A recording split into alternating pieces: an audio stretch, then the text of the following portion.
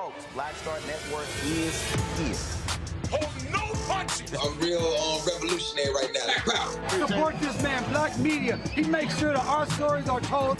Thank you for being the voice of Black America, Roland. Stay black. I love y'all. All momentum we have now, we have to keep this going. The video looks phenomenal. See, there's a difference between Black Star Network and Black-owned media and something like CNN. You can't be Black-owned media and be scared. It's time to be smart. Bring your eyeballs home. You dig?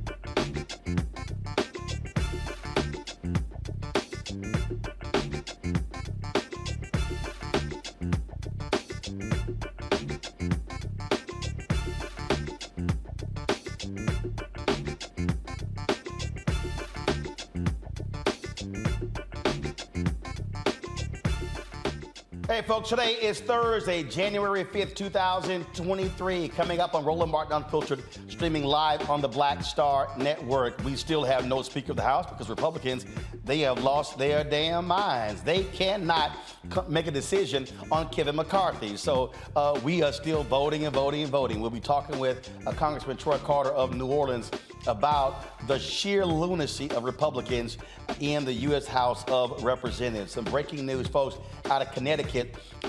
Quentin Williams, a state rep, folks, was just sworn in yesterday in the State House, dies in a car accident last night. We'll give you those particular, car accident today, we'll give you those details. President Joe Biden addressed the issue of immigrants. They're going to expand Title 42 to now include immigrants from illegal immigrants from other countries, including Haiti. We'll tell you about that issue as well. Also, police killed. Listen to this, folks. 2 years after the death of George Floyd, police killed more people in 2023 than they ever have before. We'll talk to Samuel Sinyangwe, who follows this, who tracks this, and break down exactly how sad this is. Also, folks, losing belly fat, all green smoothies. How do you do a new you if you don't necessarily want to try some other ways? Well, J.J. Smith, of course, had the New York Times best-selling book on green smoothie. She has her 30-day belly challenge. She will join us today as we continue our focus on a new you in 2023. Lots to talk about, lots to break down.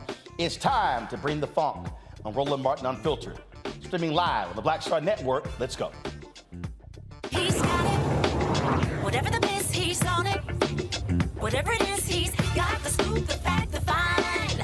And when it breaks, he's right on time and it's rolling. Best believe he's knowing. Putting it down from sports to news to politics. With entertainment just for kicks, he's rolling. It's on go, roll, y'all. It's Roland Martin, rolling with Roland now. He's funk, he's fresh, he's real, the best, you know he's Roland Martin now.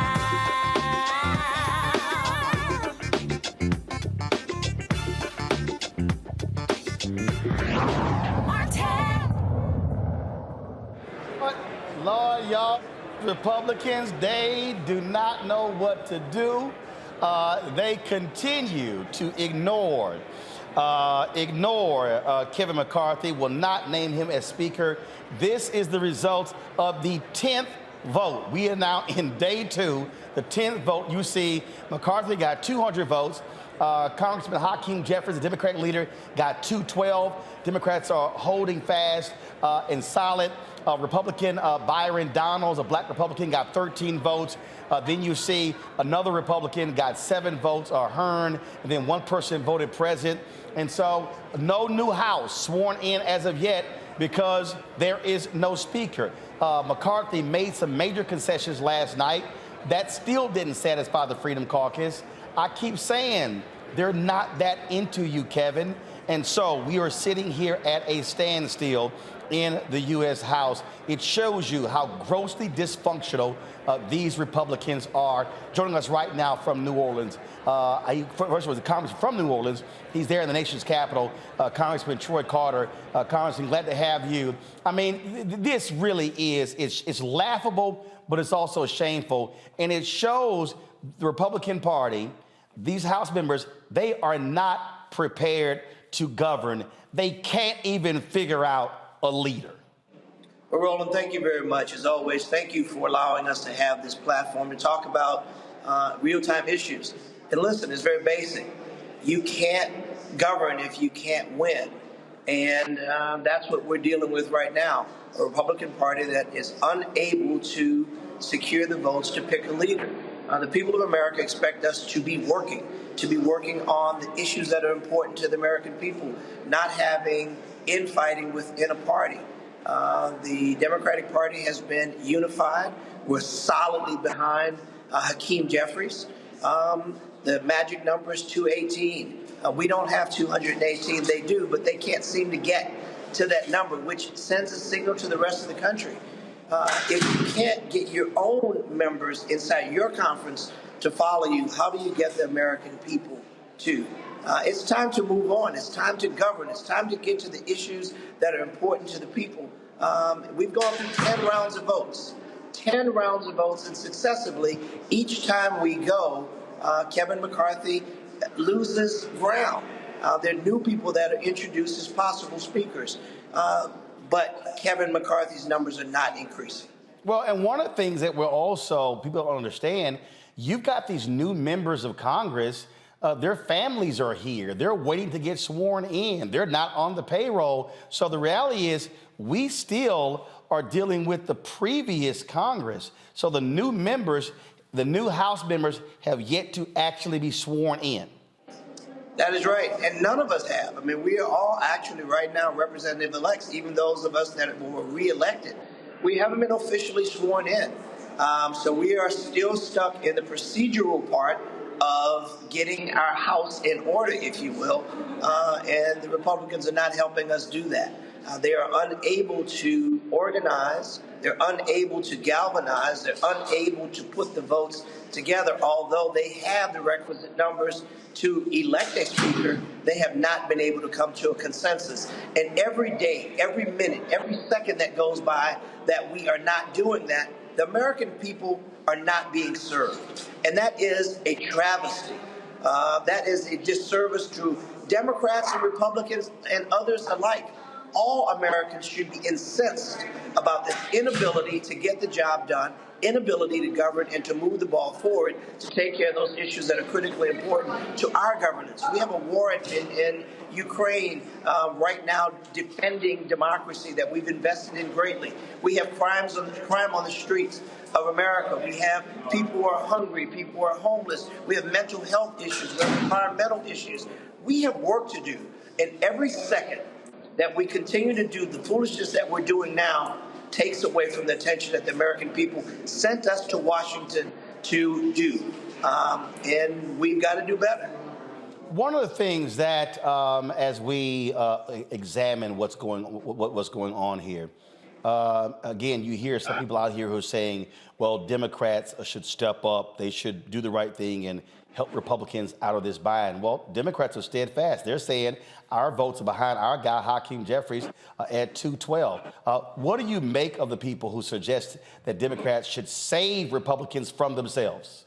Well, the better perhaps would be, why don't just 6 of Republicans come over to the 212 Democrats and we can get this thing fixed a lot easier.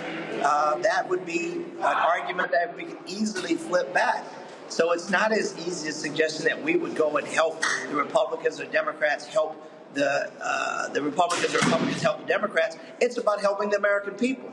And listen, our votes are secure. Our numbers are not splintered. Our numbers are not divided. The Democrats are securely in place to support Hakeem Jeffries, the unanimous nominee of the Democratic Party.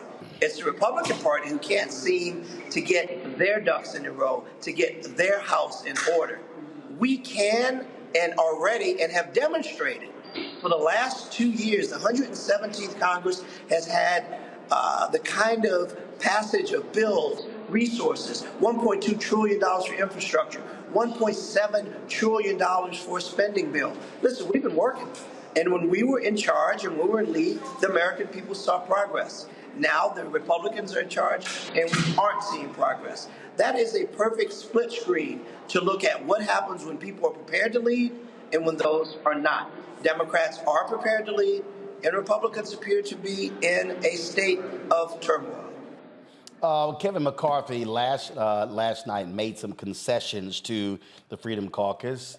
Came out today, nothing changed. It's abundantly clear they don't like him. I don't know what you're hearing, but is there any point he is going to get the message and realize they're not backing down, so he's going to have to step aside like he did previously? I would certainly hope so. You know, ransom has been requested. It appears that ransom has been met, but the hostage has still not been released. They've requested all of these concessions that it appear that Mr. McCarthy is acquiescing to. However, we still don't have a speaker. And at some point, and I suggest the point is now, if Mr. McCarthy does not have the votes, that he step aside and let someone who can get the votes come forward so we can move forward and take care of the people's business. This issue of hide the ball, continue to fight and go back and forth, having vote after vote after vote with zero change. The definition of insanity is doing the same thing over and over again and expecting a different result. This is insanity.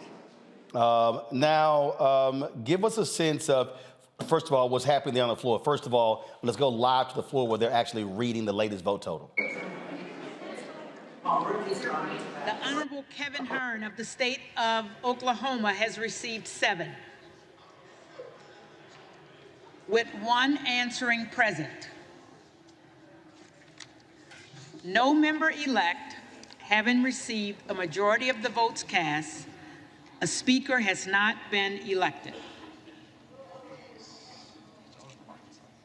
For what purpose does the gentleman from Arkansas rise? Madam Clerk, I rise tonight in the spirit of 1923 to address the House.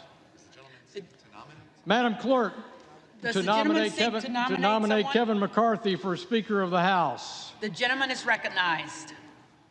First, let me express my deep appreciation, the appreciation of everybody in this room for the work you're doing, Madam So Clerk. Congressman Carter, it looks like we're now about to go to another round. They're putting McCarthy up again, so this is about to be Groundhog Day.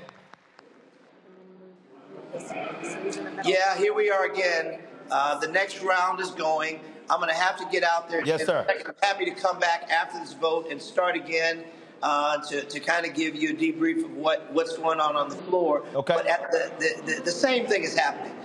We continue to vote.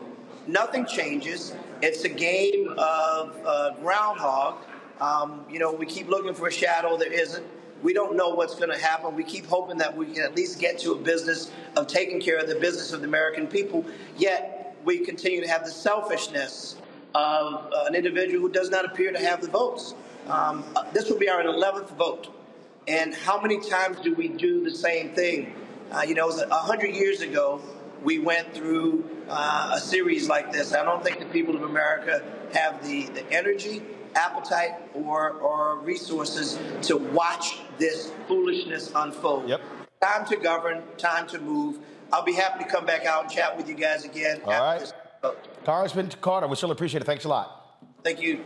All right, folks, we're going to go to a break. We come back, we're going to talk to our panel, our Thursday panel. I know Greg Carr, Reese Colbert, and Erica Savage got something to say about this nonsense happening on the floor of the U.S. House. Folks, download the Black Star Network app, Apple phone, Android phone, Apple TV, Android TV, Roku, Amazon Fire TV, Xbox One, Samsung Smart TV. If you're watching us on YouTube, hit that like button, y'all. We should be at 1,000 likes easy. Also, join us on the join our Bring the Fuck fan club. Check-in money orders, go to P.O. Box 57196, Washington, D.C. 20037-0196. Cash App, $RM Unfiltered. PayPal is R Martin Unfiltered. Venmo is RM Unfiltered. Zelle is RolandSMartin.com. Roland at RolandMartinUnfiltered.com. And get your copy of my book, White Fear, How the Drowning of America is Making White Folks Lose Their Minds. I'll be right back.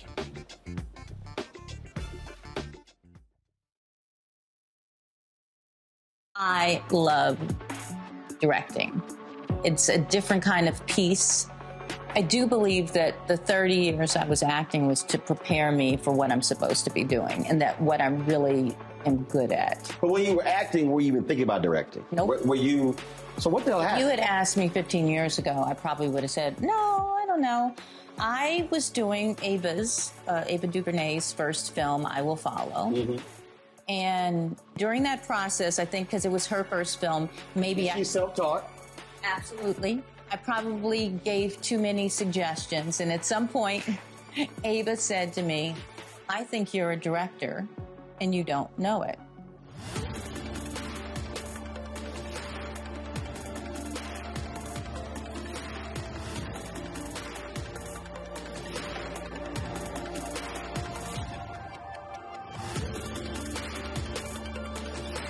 When you talk about blackness and what happens in black culture, we're about covering these things that matter to us, speaking to our issues and concerns. This is a genuine people-powered movement. There's a lot of stuff that we're not getting. You get it, and you spread the word. We wish to plead our own cause. Too long have others spoken for us. We cannot tell our own story if we can't pay for it. This is about covering us. Invest in black-owned media. Your dollars matter. We don't have to keep asking them to cover our stuff. So please support us in what we do, folks. We want to hit 2,000 people, $50 this month, raise $100,000. We're behind 100,000, so we want to hit that. Your money makes this possible. Checks and money orders, go to P.O. Box 57196, Washington, D.C. 20037-0196. The Cash App is $RM Unfiltered. PayPal is R Martin Unfiltered. Venmo is RM Unfiltered. Zelle is Roland at RolandSMartin.com. Carl Payne pretended to be Roland Martin. Holla! You are watching Roland Martin, and I'm on his show today. And it's, what, huh? You should have some cue cards. Hey, what's up, y'all? It's your boy, Jacob Lattimore, and you're now watching Roland Martin right now.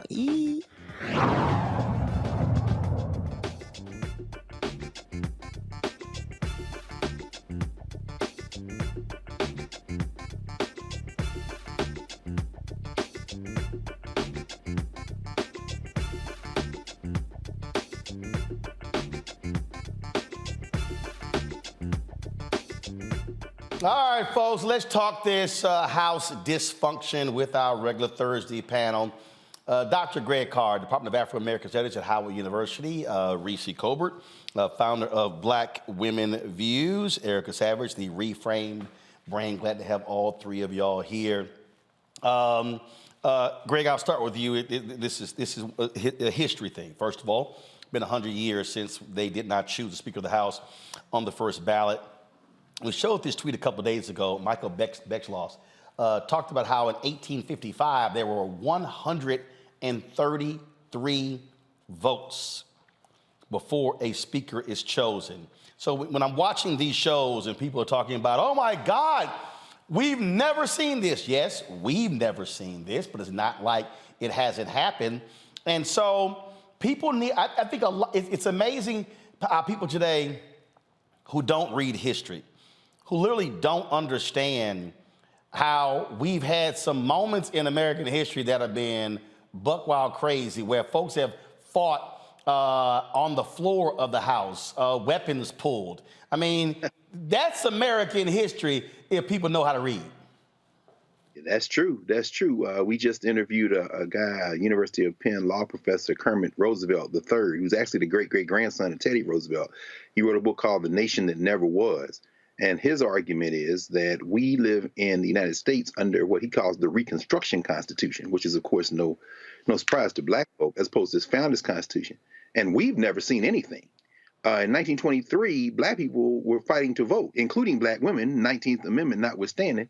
In 1855 and 56, that was the battle that formed the Republican Party. When you saw the Massachusetts congressman who was elected to the speakership there in 1856, he was out of something called the Know Nothing Party, the Massachusetts Know Nothing Party. They were anti-slavery. They put together a fragile coalition and basically held Congress hostage until they could push through some politicians who could fight back against the Kansas-Nebraska Act of 1854, which of course expanded slavery into the territories. That whole fight was over slavery. And of course, we didn't have anybody in the chamber, just like 1924. So we've never seen anything. By the way, shout out to whoever that was a minute ago as you were talking to Congressman Clark, who shouted Cheryl Johnson for Speaker.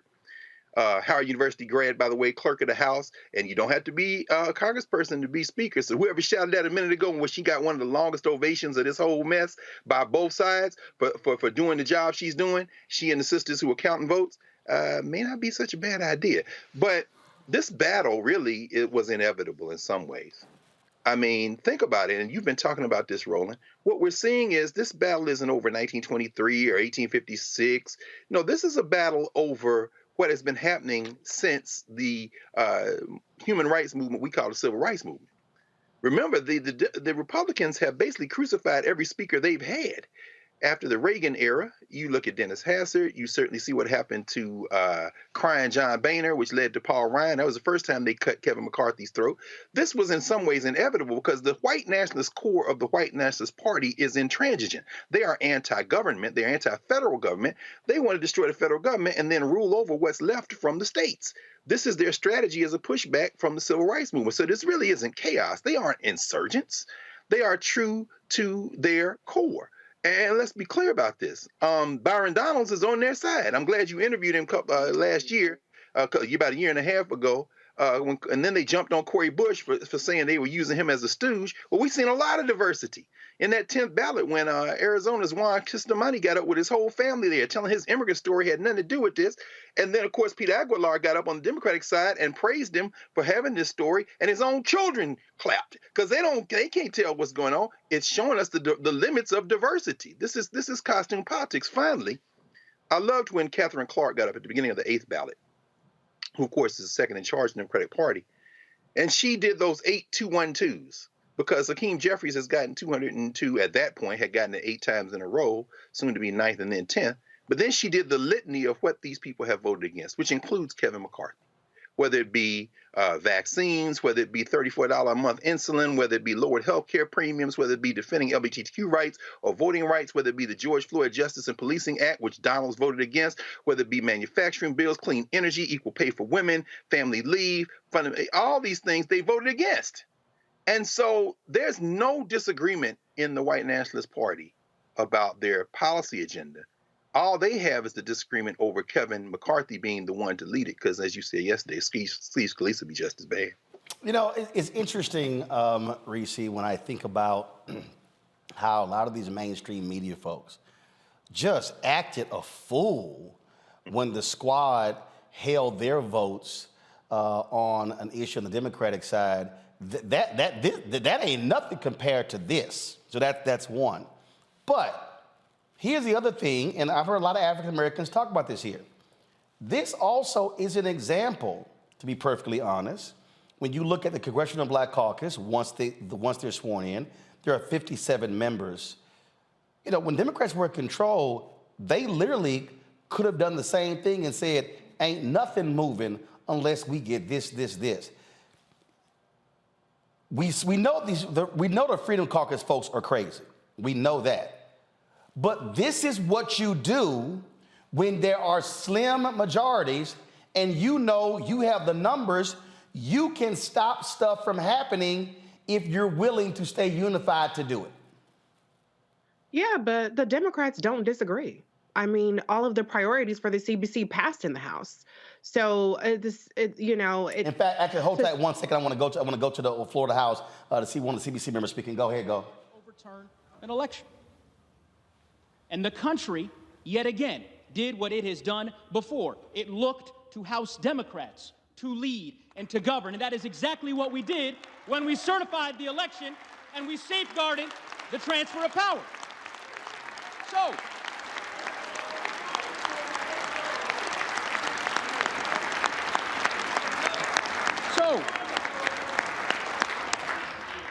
So here we find ourselves again in unprecedented times in the early days of the 118th Congress.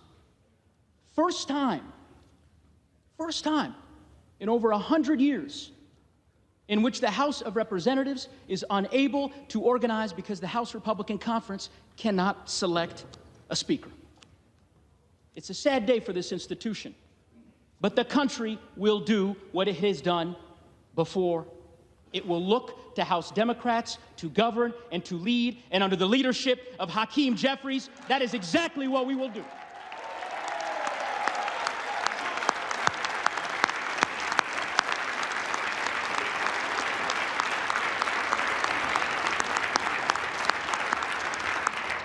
Now, you have heard from so many over the course of the last 3 days about the wisdom, the leadership, and the talents of this extraordinary leader from Brooklyn.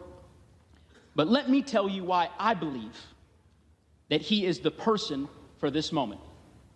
Centuries ago, our nation's second president, John Adams, laid bare his fear that members of this body would gain influence by, quote, meanness, not greatness, by noise and not sense, by ignorance and not learning.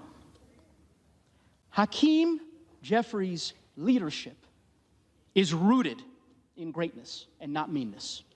It is rooted in learning and not ignorance. His approach is rooted in common sense and not the empty and jaded cynicism and noise that we see so often in our political sphere. He is a leader for our times, which is why I believe he is the leader for this time. The bottom line, my colleagues, is this. It is 6:30 p.m. here in Washington, D.C. The House of Representatives, this sacred institution, needs a leader. It needs a speaker. It needs a leader who will inspire us. A leader who knows that our best days are yet ahead. A leader committed to our communities and our Constitution and our country. And I am here to tell you that leader is Hakeem Jeffries of the great state of New York. We're going to go to a break. Reese, I want you to finish your point when we come back from the break. That was the congressman, of course, from Colorado, going into his second term.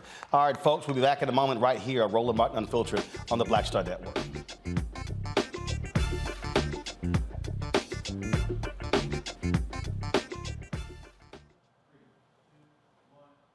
Hatred on the streets, a horrific scene, a white nationalist rally that descended into deadly violence.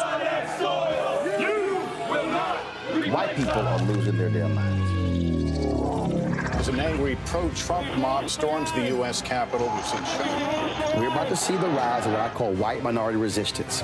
We have seen white folks in this country who simply cannot tolerate black folks voting. I think what we're seeing is the inevitable result of violent denial. This is part of American history. Every time that people of color have made progress, whether real or symbolic, there has been what Carol Anderson at Emory University calls white rage as a backlash. This is the rise of the Proud Boys and the Boogaloo Boys. America, there's going to be more of this. Here's all the Proud Boys, guys. This country is getting increasingly racist in its behaviors and its attitudes because of the fear of white people. The fear that they're taking our jobs, they're taking our resources, they're taking our women. This is white fear.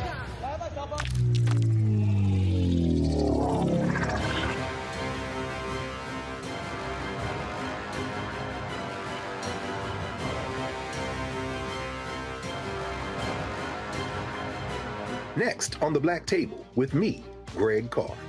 The Supreme Court is back in session. God help us all. It is no exaggeration to say that this current session could completely reshape this country and redirect our future for generations to come. and not in a good way. We invite Dr. Valethia Watkins and Professor Angela Porter, our legal roundtable, back to the show to put it all in perspective. That's on the next Black Table. Please don't miss it. Right here on the Black Star Network.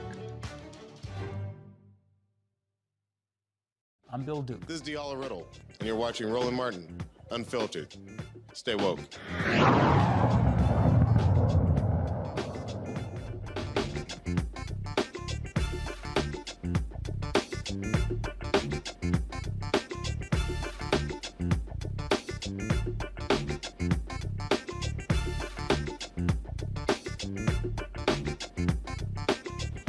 All right, folks, welcome back. Reese, you were speaking before we went to the floor of the House. Go ahead with your comments about this fiasco, this circus we keep seeing about Republicans. Yeah, I was just, to your question, I was just saying that as far as the CBC is concerned, their priorities have passed consistently in the House. And so I don't think that this is so much a tactic that can be duplicated, because the House has no jurisdiction over the Senate. And in the Senate, the magic number is 10 to, or I should say, pulling over 10 Republicans and 2 basically Republicans onto their side. And they just don't have the numbers in the Senate. So this really, the real story here is just that Republicans are a bunch of miscreants who are unfit to govern and who are unserious. I mean, Donald J. Trump being nominated by, or being voted for by Matt Gaetz is ridiculous. The black guy, Brian Donalds, is dropping like flies in terms of his supporters. And now Kevin Hearn, who's completely unremarkable and for no discernible reason whatsoever other than him being a white guy named Kevin, not McCarthy, is picking up support away from their token black guys. So this is really just chaotic theater and ridiculousness from Republicans. But this is exactly what we could have told y'all was going to happen. And look, I mean, you know what we're seeing here, Erica, this is a precursor to what is going to happen. No matter who they choose as speaker, you're going to see the same hard right, Freedom Caucus, pro-insurrectionist Republicans do the exact same thing.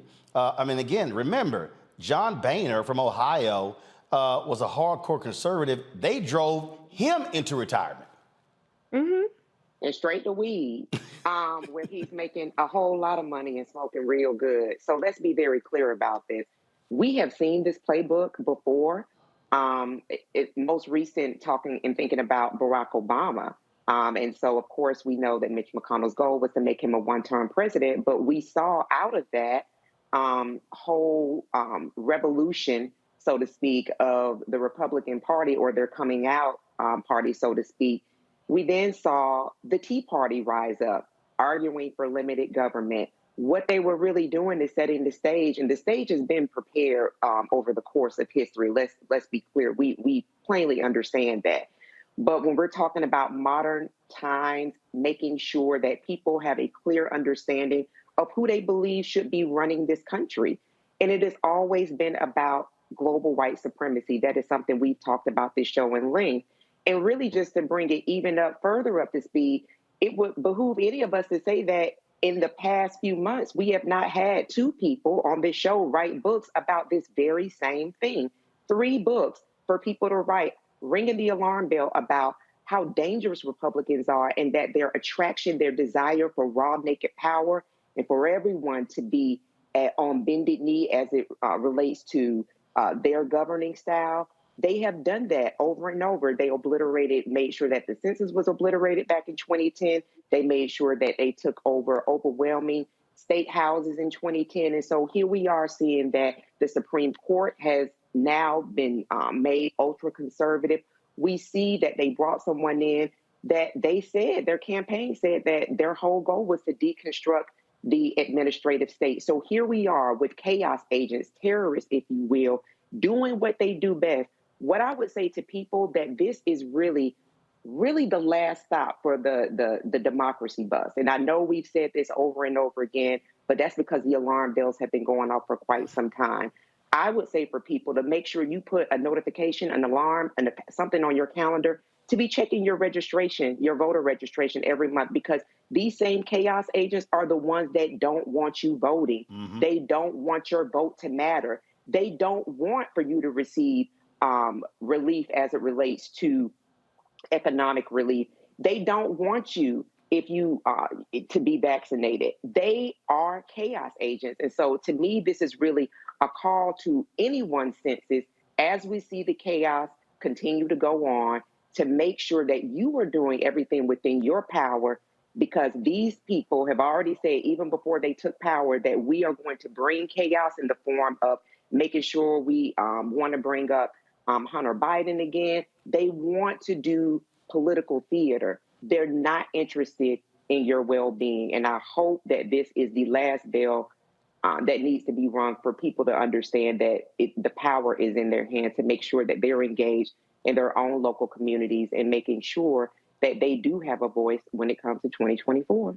Greg, I remember when I was on CNN, and this was when the Tea Party rose up. And I remember hardcore conservative Eric Erickson was applauding the Tea Party, saying, we hope those people go to Washington and then they don't let anything get done. And I remember then Bill Bennett, who's also hardcore conservative, he literally was like, that's stupid. He said, you're an idiot because you want to win to actually get stuff done. He's like, if you're gonna go there and say no to everything, he said, what the hell is that? What's the point of having the power? The fact of the matter is, when you talk about the Freedom Caucus, these folks, they want to shut everything down. See, everybody keeps just solely talking about how they don't like Kevin McCarthy. But I want you to listen to actually what they're saying. Let's go live to the floor, because this is the nomination of someone other than McCarthy. I want you to listen. Of our education system, K-12, college campuses, indoctrination of our kids. We're in crisis with the weakening of our military with these NDAA bills. We're in crisis with trampling on our most basic and essential freedoms over the last 2 years in ways we couldn't have imagined pre-2020. Whether we can assemble, whether we can worship, whether we can earn a living, whether we can travel, what we have to put on our face, what we have to take into our body, whether or not we have to disclose what we've taken in. Trampled in ways we couldn't have imagined just a few years ago. The greatest reflection of where the people in the country are is the House of Representatives. And the people spoke back on November 8th and gave the majority by some 3 or 4 million votes to the Republican Party. It's not the White House, it's not the Senate, it's the people's house that reflects where the American people are, and they've trusted us on this side of the aisle with the leadership of this House. So Greg, if people pay attention, first of all, these folks, they hated the omnibus bill. These are the people, they hate earmarks. They obviously, you hear, they cannot stand the COVID vaccine. I keep telling folk, don't just call them crazy, pay attention, because they got elected. There were people who voted for them, for Boebert, for Green, and others. They sent the crazies there. These people are a danger, but you better listen to them, because they are holding power in their hands by holding up the entire House. It's true, Roland. But like any fever, it reaches a pitch and then it breaks. This actually is very interesting. This could be very encouraging. I encourage the White Nationalist Party to take a jackhammer to itself. And you're absolutely right. They hate earmarks until they can claim credit for them. Shout out to Elise Stefancic, a real toady. Not a true believer like that veteran swimsuit model and Turning Point USA Macalite, Anna Paulina Luna, who is the last person to nominate Byron Douglas. But Elise Stefancic loves the earmarks, and they all do when they come to their districts. But what we're hearing from Bob Good there is very consistent. As you said, they are against everything. And as you say, when you evoke Bennett from a generation ago, when you evoke some of those GOP lawmakers sitting there in the chamber today who do have a policy agenda, then you're seeing the internal debate in the White Nationalist Party. The hardcore of it has been driven by Trumpism, but Trumpism is a symptom of a much larger malaise, as Erica just laid out, and as you've been talking about, and Reese as well. This is a fundamental battle over the nature of the polity we call the United States of America. They have never wanted anybody to rule it other than them. And if they can't rule it, they want it destroyed and dissolved. This is very clear.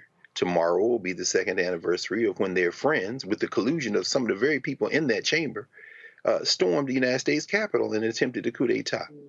They wouldn't even vote to impeach the president of the United States who helped foment the coup, or to prosecute, or to even award medals to the officers who defended their lives. This is a battle which ultimately may accrue to all of our benefit. Now, end with this.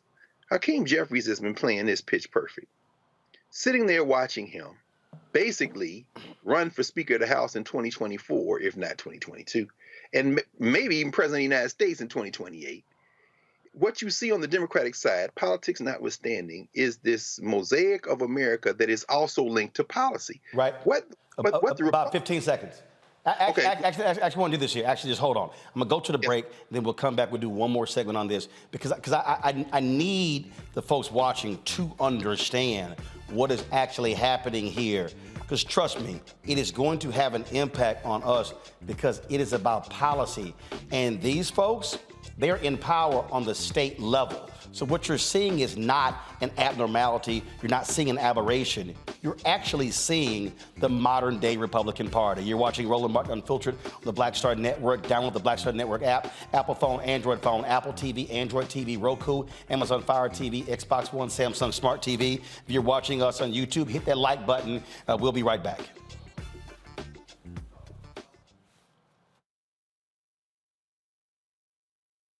On the next A Balanced Life with me, Dr. Jackie, it's time to tie up those loose ends. Setting yourself up for balance, success, and even prosperity in the new year. Financial expert Pamela Sams joins our panel. She will give us a checklist of things that we need to do before the calendar turns. We develop our money mindset by the age of 6. And so we have our sometimes 6-year-old self still operating in the background of our money scripts. That's next on A Balanced Life on Black Star Network. I'm Deborah Owens, America's Wealth Coach, and my new show, Get Wealthy, focuses on the things that your financial advisor and bank isn't telling you, but you absolutely need to know. So watch Get Wealthy on the Black Star Network.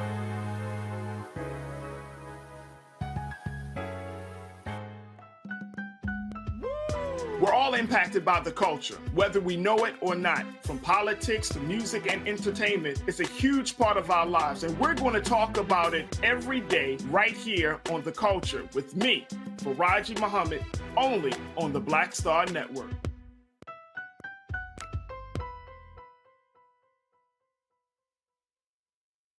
Next on the Black Table with me, Greg Carr. The Supreme Court is back in session. God help us all.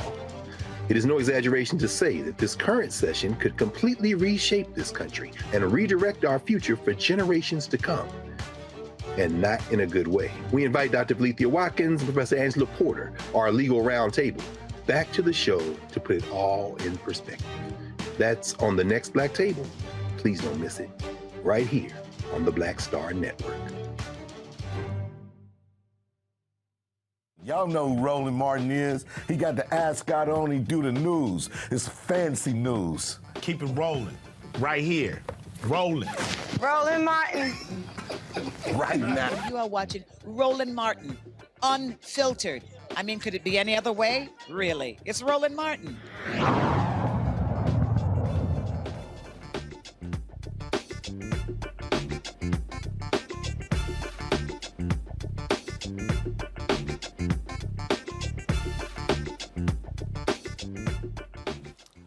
So, Greg, when I was writing the book White Fear, first of all, when I've been talking about this for more than a decade, I was literally trying to walk folks through to get them to understand where we're going with our politics. And what you're seeing here you're seeing these Republicans wanting to eat one of their own. They don't care that Kevin McCarthy is a Republican. They believe he's sold out to lobbyists and others. You've literally seen that if you watch Fox News and you watch these conservative outlets. And so they know exactly what they are doing. There were some, I remember yesterday we were talking, and I can't remember which one of my panelists said, hey, the Republicans want this to go into prime time so the constituents of these people could see what they're doing and then put pressure on them. No, that's exactly what they want. I mean, the reason OANN exists in the Newsmax because they're farther right than Fox News. And so these folks, they have a very clear agenda, and it is one that is vertical, it is horizontal. It's the Fairless Society. You look at who the billionaire who just gave $1.5 billion to the Republican guy, the Leo guy, whose sole job is to put Republicans, conservatives, hardcore conservatives on the Supreme Court. You look at how they are funding the Supreme Court society as their way to infiltrate and get to those justices. When you look at the billions of dollars in the think tanks and how they're funding conservative media, I mean, they are working a plan because they see what is coming. They want to make sure the closer we get to 2043, and you got black folks, and you got Latinos and Asians, Native Americans, they want to be like, no. Y'all can have all the numbers, but we're going to be like South Africa. We still going to control the economic power, and we still going to be running the country. That's what we're watching. Absolutely. There's so many moving parts. I mean, I'll go back to 1856 again just for a second to underscore the point you're making. The coalition that eventually elected a speaker after 133 ballots on 103 to 214 plurality, they suspended their regular rules, was a combination of free soilers who were against slavery, elements of the Know Nothing Party in the North that embraced anti-slavery because many of the Know Nothings who were staunch Catholics, anti-immigrants, were okay with slavery, and a patchwork of other people who coalesced, some of them ending up by the end of the decade, a little bit that year, in something called the Republican Party. It was a coalition that looks a lot closer to European-style democracies, where I don't agree with you on anything except this. So I'm going to come with you, and we're going to at least move the wheels of government. Fast forward to yesterday and the day before. We see Paul Gosar, who made a video killing AOC, sitting with her in the chamber. Now, allegedly, the conversation was around a rumor that had been floated that AOC and some others had said that, well, there are some things we agree on and perhaps we can do some coalition. She was telling him, oh, that's not the case. To your point, Reese, the Democrat Party is unified. Now, the squad is not the white nationalists. Why? Because, hell, I agree with a lot of Rashida Tlaib, and by the way, there is no Congress because Summer Lee, one of my former students, hadn't even been sworn in yet, and nobody has. The head of that chamber is Sister Johnson. But in the meantime, these folks who realize they want to end homelessness, they want to get benefits, they want sisters to have their rights preserved in LGBTQ, they are not so dead set in their agenda that they're not going to make policy common cause with a party that said, if we can't get all of that now, we're going to at least hold together to move the ball forward. Now, that's not the same as the other party. The other party is about destroying the enterprise. So AOC shut that down real quick. On the other side, you got George Santos, if that is his name, increasingly comfortable. At the beginning of this thing earlier in the week, he's sitting there by himself, and there's a kid sitting next to him who looked like he was stinking too, wouldn't even talk to the guy. Now he's walking around patting backs, talking. Why? Because slime like Santos can be embraced in a party where that's the point, to your point. And so I guess what I'm trying to say is to underscore exactly what you said. What we're dealing with at this moment looks messy, looks tragic, looks problematic, but was inevitable and will ultimately, if we can just hold together, and I mean people who believe in our common humanity, might end up with the fever breaking in this country. Because what the Republican Party is doing right now is what they have been setting up to do for quite some time. The grandfather of this, of course, Newt Gingrich, sitting back. Did I do that? Yeah, you did that. Because Gingrich wants to govern. Bennett wanted to govern. McCarthy and them want to govern, But in order to do it, they sold their soul to white nationalists whose whole lives are based on white supremacy, white Christian nationalism, and they are saying to themselves, we don't even want a country if we can't run it. Well, guess what? The bill has come due. Let this thing fall. Do you understand? This is what we've been talking about, as Erica said, all along. The thing here, Reese, again, for the folks who are watching, when I interviewed Congressman Horsford, and folks, pull that back up, y'all. I think he said, if we win 7,000 votes, we have the majority. He said 7,000 votes. And we got folk who, you got these crazy folk out here, I ain't even gonna waste my breath naming them, who run around and talk about, don't vote, we ain't getting this, we ain't getting that. And I always say, well, the stuff that y'all say y'all want, you damn sure can't get if you don't vote. And then who the hell's gonna give it to you?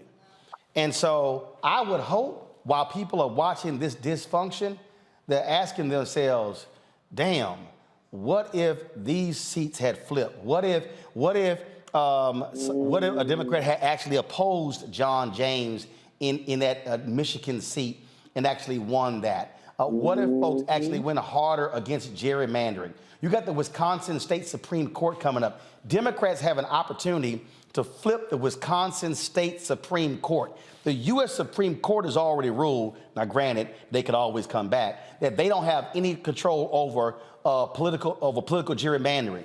If you get Democrats controlling the state Supreme Court in Wisconsin, you can now bring that case back up and literally outlaw political gerrymandering in Wisconsin. That could flip that state, and you can pick up anywhere two or three seats. The pressure is being put on the governor of New York right now not to appoint a conservative to the New York Supreme Court after their previous ruling.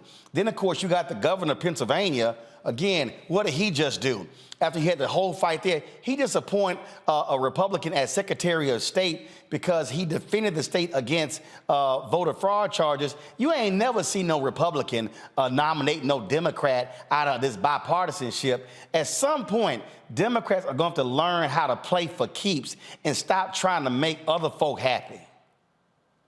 Yeah, I mean, look, tribalism is alive and well in the Republican Party. And so Democrats, what are you trying to prove with this whole called faux bipartisanship? You cannot negotiate with terrorists. And the Republicans are diametrically opposed to what Democrats want. Like even this whole notion that, well, Democrats should compromise to get some sort of coalition government. There's no coalition government with 10 Democrats crossing over to help the Republicans who can't even get their shit together. What we're going to have is Republicans republicaning, okay? This is their intention. Steve Bannon has laid it out. Trump tried to execute this when he was president, deconstructing the federal administrative state. So there's no negotiating with it.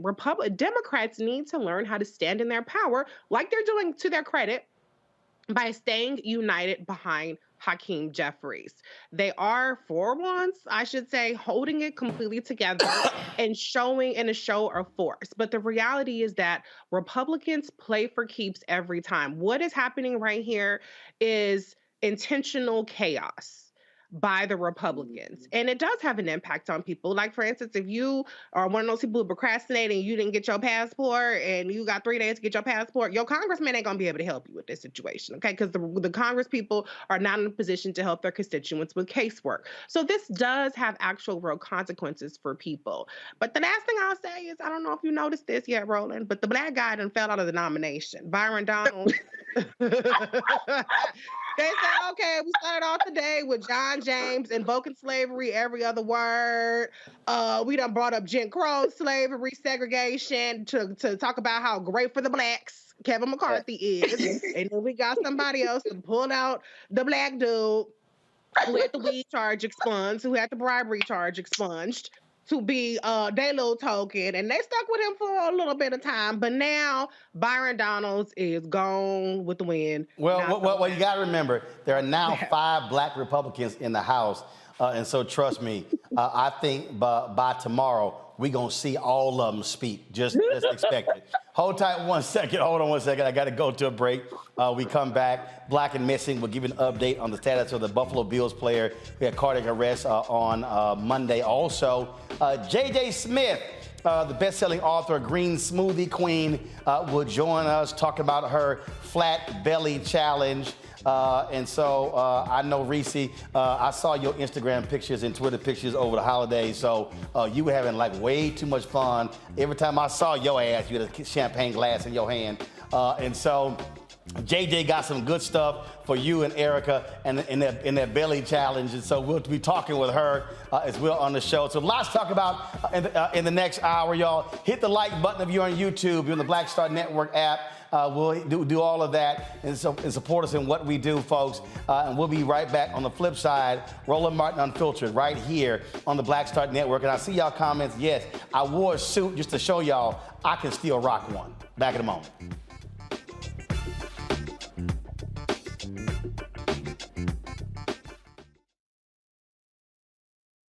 I love directing. It's a different kind of piece. I do believe that the 30 years I was acting was to prepare me for what I'm supposed to be doing and that what I really am good at. But when you were acting, were you even thinking about directing? Nope. Were you, so what the hell happened? If you had asked me 15 years ago, I probably would have said, no, I don't know. I was doing Ava DuVernay's first film, I Will Follow. Mm-hmm. And during that process, I think because it was her first film, maybe She's self-taught. Absolutely. I probably gave too many suggestions. And at some point, Ava said to me, I think you're a director and you don't know it.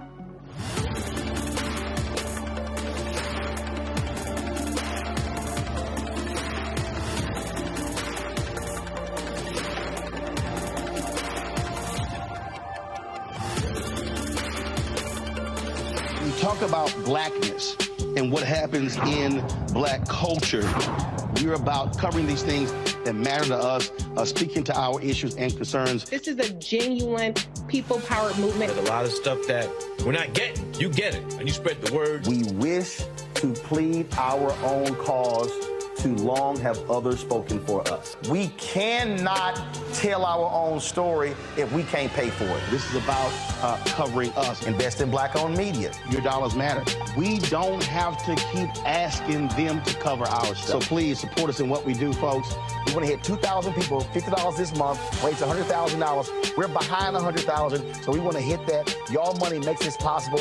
Check some money orders. Go to P.O. Box 57196, Washington, D.C. 20037-0196. The Cash App is $RM Unfiltered. PayPal is R Martin Unfiltered. Venmo is RM Unfiltered. Zelle is Roland at RolandSMartin.com. I'm Angie Stone. Hi, I'm Teresa Griffin. Oh, Roland. Hey, Roland, I am so disappointed that you are not here, first of all. Where's our dance? It's like we get a dance in every time I see you.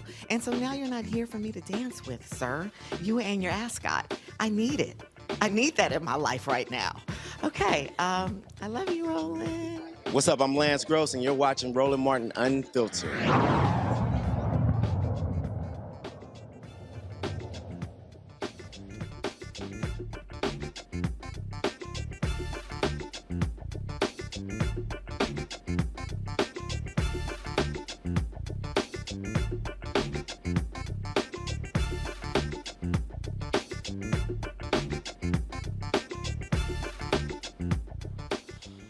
Folks, last year in the United States, police killed more people than they have at any other time in American history.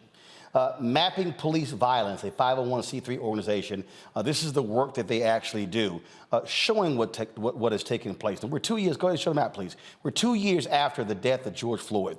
And you thought all the conversation about police violence and all the discussion about what accountability would change things. But the reality is police killed American citizens at an unprecedented rate of 3.2 deaths daily.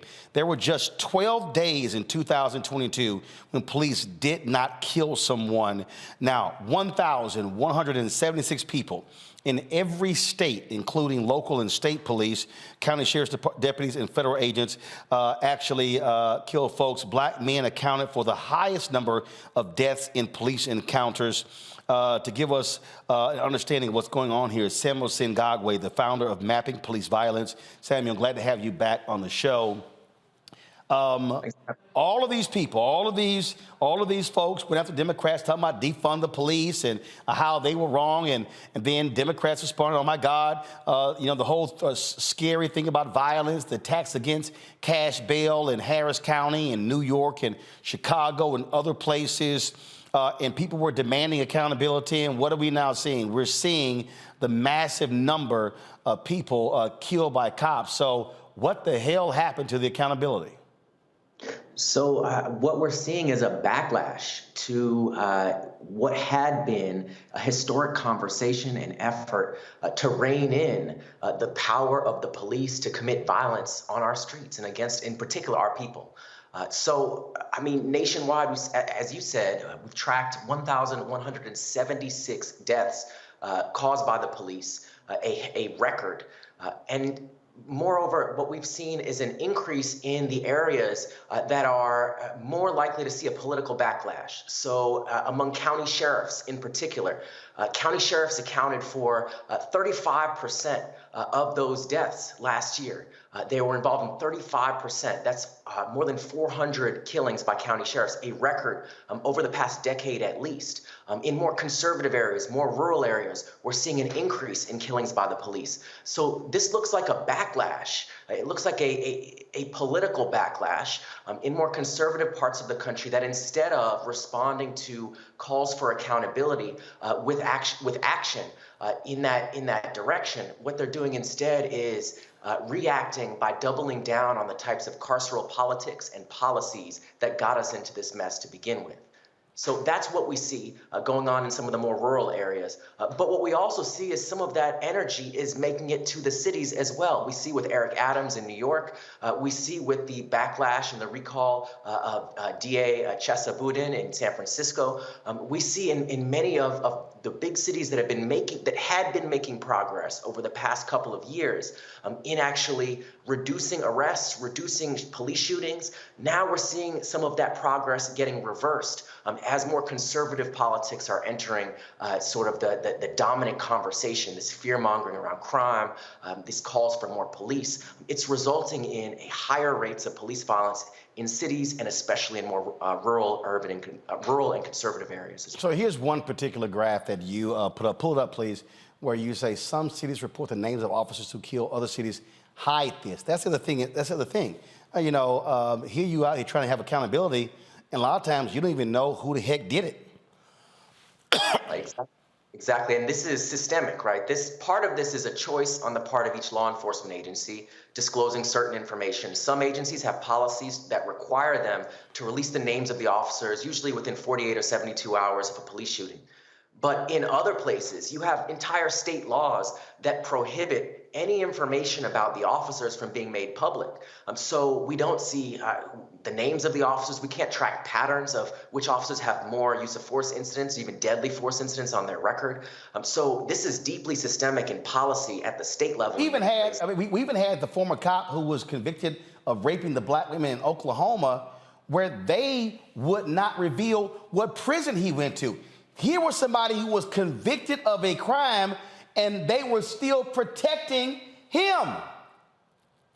Exactly. And that's what we see with the criminal justice system in general. So throughout this period, we've been tracking a decade of killings by the police. More than 11,000 people have been killed by police in that time period. And in only 2% of cases, an officer was charged with a crime. And in fewer than 1% of cases, an officer was convicted of a crime. And then when they get convicted, they get a lesser sentence than a civilian convicted of the exact same crime. So the system is deeply, deeply rooted in a desire to protect law enforcement at the expense of the public, and especially black and brown communities that bear the brunt of police violence every single year, as we've tracked. Now, when you say that black men account for the highest number, so you had 1,176, correct? Yes. So of that number, how many were African American? So about 24% of those killed by police in 2022 were Black, despite Black people being 13% of the U.S. population. So when you break the numbers down by the rate per person, so your risk as an individual of being killed by the police, for a Black person in 2022, you were more than 3 times as likely to be killed by police as a white person was last year. So when people say, oh, it's wrong that more Black people are killed by cops than whites, I mean, the fact is that this is happening in almost every city of the country. These disparities are consistent year over year. They're systemic. In 48 of the 50 largest cities, there are higher rates of police violence against Black people than white people. So, I mean, we're seeing this in every state, in almost every state, almost every city. So this is a nationwide issue. It's not going to be solved by, investigating 1 or 2 or 3 departments or passing a local ordinance in 1 or 2 city councils. This has to be a nationwide effort to address this at every level, local, state, and federal. Questions for our panel. Erica, you first. Yeah, thank you, Roland, and thank you, Mr. Sinyangwe. I've been following you on Twitter for years and really appreciate your work and all of your efforts. One of the things that I do want to ask you is around remedies. So because you are an activist, because this is the lane that you absolutely dominate, have you seen any efforts that have worked on the ground in terms of helping people feeling like there is some remedy they can do around this police violence that's pervasive across the country? So yes, there are programs that are being piloted and slowly scaled up in some of the nation's largest cities that are promising. And they're promising in part because they are creating real effective alternative responses to some of the types of situations that we see year after year, continuously resulting in 100 or more killings by the police. So those are situations like traffic stops, routine traffic violations, situations like mental health calls or welfare check calls, situations like low-level nonviolent offenses in which the police are oftentimes enforcing what they believe what they deem to be crimes, but what really are crimes of poverty. What are people who need help, people who don't have the resources and oftentimes don't have access to treatment for mental health or substance use or other issues. And so ultimately, in some cities, we have seen over the past many years reductions in arrests for some of those low-level issues, reductions in arrests for things like disorderly conduct, liquor violations, drug possession, particularly marijuana possession, crimes related to sex work. So California recently just passed a set of laws that move in the direction of decriminalization for sex work, as well as things like jaywalking, other low-level issues that the police routinely arrest people for. So those efforts are really important and are promising because when we break down the numbers, the majority of cases in which people are killed by the police each year involve one of those types of situations.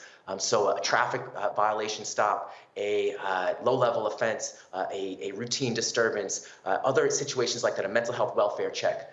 So those are promising efforts. Denver, the STAR program is one example where they've responded now to over 3,000 mental health calls with mental health clinicians instead of the police responding. They've been remarkably effective. They haven't had to call in the police for backup. They haven't used force against anybody, let alone, deadly force. So that's one example. There are other examples of reducing enforcement for low-level traffic violations. Virginia passed a law to do that a few years ago. Now that Republicans have retaken control of the governorship and retaken control of the state, they're actually trying to repeal some of those laws that banned the police from stopping people for having an air freshener hanging from your rearview mirror, other low-level issues, expired tags, etc.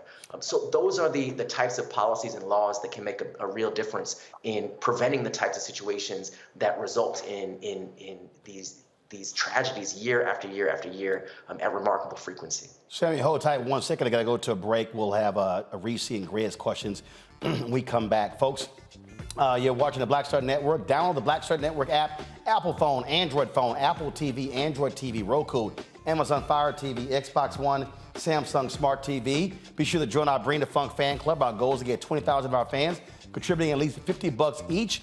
over the course of the year. That's $4.19 a month, 13 cents a day. Your dollars make it possible for us to do what we do. Send your check and money order, P.O. Box 57196, Washington, D.C., 20037-0196. Cash App, $RM Unfiltered. PayPal is R Martin Unfiltered.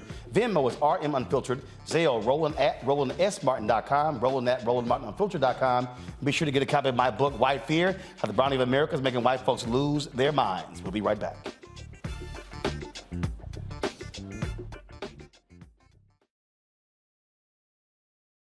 Hatred on the streets, a horrific scene, a white nationalist rally that descended into deadly violence. White people are losing their damn minds. As an angry pro-Trump mob storms the U.S. Capitol, we've seen We're about to see the rise of what I call white minority resistance.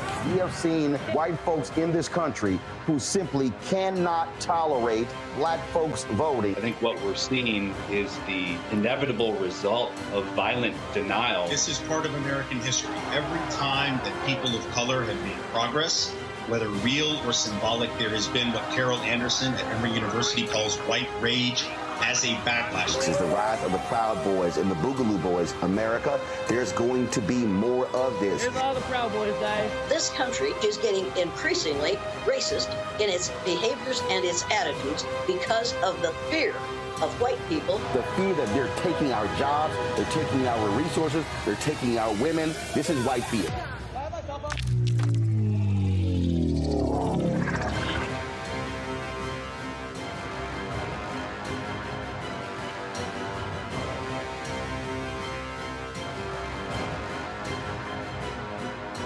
On the next A Balanced Life with me, Dr. Jackie, it's time to tie up those loose ends. Setting yourself up for balance, success, and even prosperity in the new year. Financial expert Pamela Sams joins our panel. She will give us a checklist of things that we need to do before the calendar turns. We develop our money mindset by the age of 6. And so we have our sometimes 6-year-old self still operating in the background of our money scripts. That's next on A Balanced Life on Black Star Network. You want me to do something crazy, but I don't know what to do. I'd rather just sit here. I'm Chrisette Michelle, and you're watching Roland Martin, Unfiltered. I mean, could it be any other way? Really? It's Roland Martin.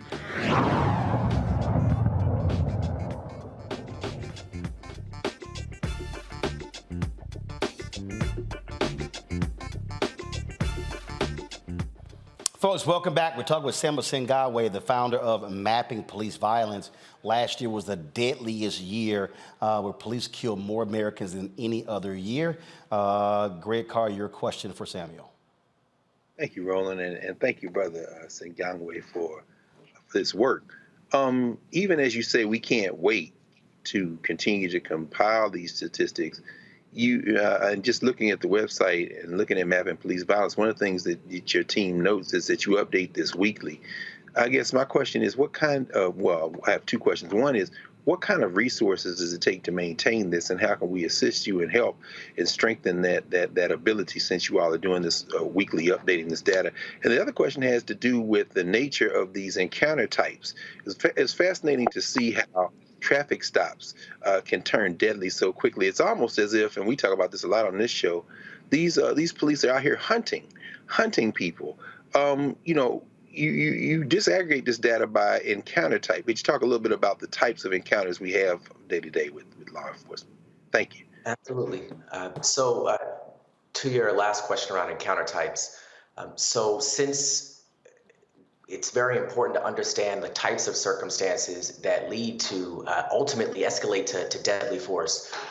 Right now, we have data going back to 2017 through now 2022, coded by encounter type, and then we have further data going back to 2013 that we're working on coding as well. But so far, it's been remarkably consistent year over year that the data doesn't comport with the narrative that you hear from the police, from conservative circles. And that narrative is one that largely centers violent crime as the root of police violence, right? So you hear the police say, well, police are responding to violence or an increase in crime, and so they're in dangerous situations, and that's why they're using deadly force. that narrative doesn't comport with what we actually see in the data. In the data, we see that violent crime accounts for every single year since 2017. We've seen that violent crime accounts for less than 1 in 3 of these police killings, and that's alleged violent crime. It's not. There's no conviction. The police, were judge, jury, and executioner in those cases as well. But ultimately, it's only 1 in 3 cases. For the of cases in which people are ending up losing their looks like Samuel's signal has frozen. Do this here, folks, while we wait to get him back. Go to the chamber of the U.S. House. The 11th vote is being taken, folks, as we speak right now. And guess what? That boy still ain't got the votes. They embarrassing him again. We just missed a shot where Marjorie Taylor Greene just grabbed her coat and walked the hell out the chamber. Another member waved their hand by as well. You see right there, Hearn has now had 7 votes. Trump has 1. Others have gotten 11. The president is 0. And so, again, Kevin McCarthy does not have the votes for the 12th time. And so now the question is, are they going to adjourn or are they going to embarrass him for a 13th time? Samuel, go ahead. We got you back. Go ahead and finish your comment. So I was saying year after year, the majority of cases in which there you go.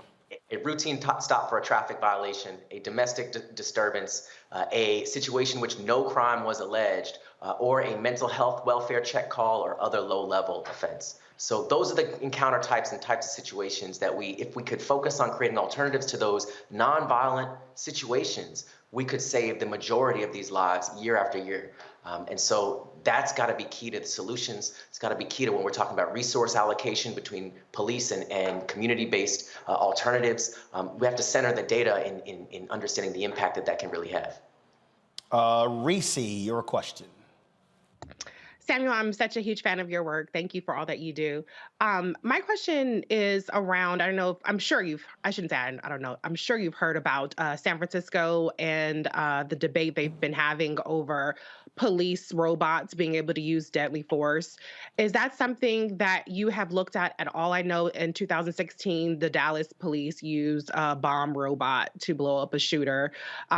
Is that something that you see perhaps being as a solution, I guess, the robots, having more of a police presence, or do you think that we should obviously be avoiding any kind of police presence, including robots? Yes. So, as you mentioned, it has happened before that the police have used robots to kill people. And in 2016, it doesn't show up very often in our database.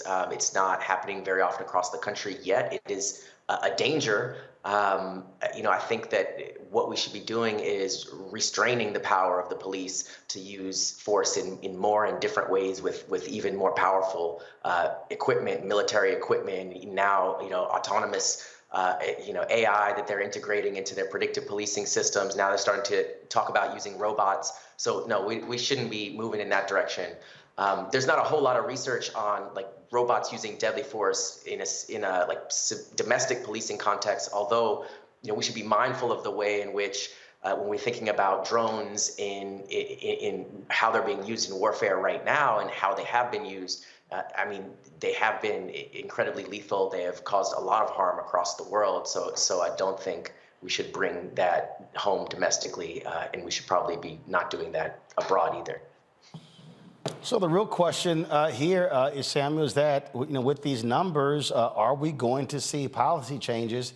What we've seen is an incredible beat back against activists, against reform-minded individuals. You have these folks who are scaring voters by saying crime is on the increase, even though when you look at a lot of the places, crime is actually falling. This is the scare tactics used because people do not want to see police held accountable in this country. They are a protected class more than any other. So the good news is that now that we're in January, many states are starting their legislative sessions. The opportunity is now to get in touch with your state legislators and push them to adopt the kind of policies that can make a difference here, that can prevent the police from stopping people for these low-level traffic violations like they've done already in passing a law in Virginia, that can create and fund alternative responses to mental health issues like they've done through the Crises Act in California. So there are some examples, some promising practices and even laws now that we can point to. We also need better data collection. And this is something that might be able to get more bipartisan support in many states. But there are examples, for example, in New Jersey, where they publish use of force data. They collect data from 98% of the law enforcement agencies within the state. They publish individualized use of force data for every use of force incident, fatal or non-fatal, within the state. They have information on the officers involved, et cetera. They do that at a state level, and there's no reason that can't be the rule everywhere else. Again, what I'm hopeful is that we do see some action. And again, it just comes down to accountability. And unfortunately, we have a society where politicians, they are so scared to death. These police unions, they use their money. They weaponize their unions to go against folks. Look what happened in Harris County, where they went after all of those judges who supported bail reform. For those, they literally supported DAs, who were prosecutors who ran against those judges, and they barely beat them back. 4 of those judges lost their positions because they did not want to see criminal justice reform. That's what we see in this country, and they definitely don't want to see cops held accountable. No, absolutely.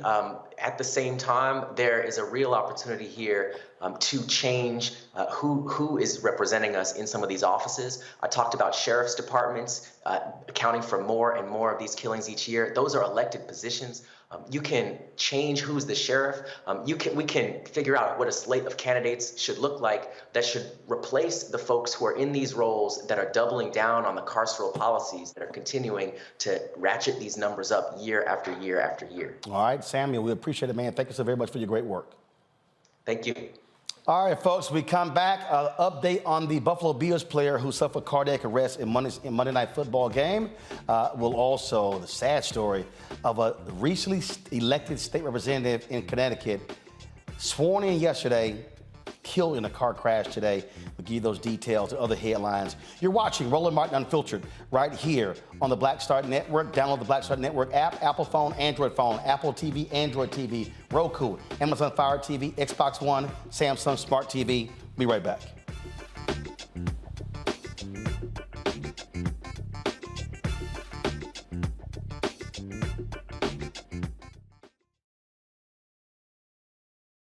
When you talk about blackness and what happens in black culture, we're about covering these things that matter to us, speaking to our issues and concerns. This is a genuine people-powered movement. There's a lot of stuff that we're not getting. You get it, and you spread the word. We wish to plead our own cause.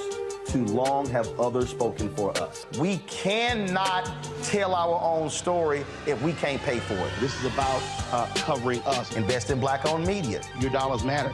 We don't have to keep asking them to cover our stuff. So please support us in what we do, folks. We want to hit 2,000 people, $50 this month, raise $100,000. We're behind 100,000, so we want to hit that. Y'all money makes this possible. Checks and money orders go to P.O. Box 57196, Washington, D.C. 20037-0196. The Cash App is $RM Unfiltered. PayPal is R Martin Unfiltered. Venmo is RM Unfiltered. Zelle is Roland@RolandSMartin.com. I love directing. It's a different kind of piece. I do believe that the 30 years I was acting was to prepare me for what I'm supposed to be doing and that what I'm really am good at. But when you were acting, were you even thinking about directing? Nope. Were you? So what the hell happened? If you had asked me 15 years ago, I probably would have said, no, I don't know. I was doing Ava DuVernay's first film, I Will Follow. Mm-hmm. And during that process, I think because it was her first film, maybe She's self-taught.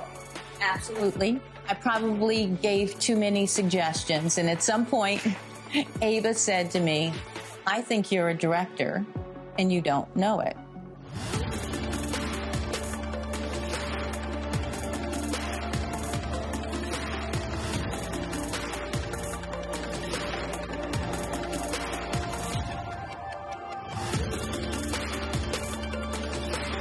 Bishop TDJ. How y'all doing? It's your favorite funny girl, Amanda Seals. Hi, I'm Anthony Brown from Anthony Brown and Group Therapy. What up, Lana Well, and you are watching Roland Martin Unfiltered.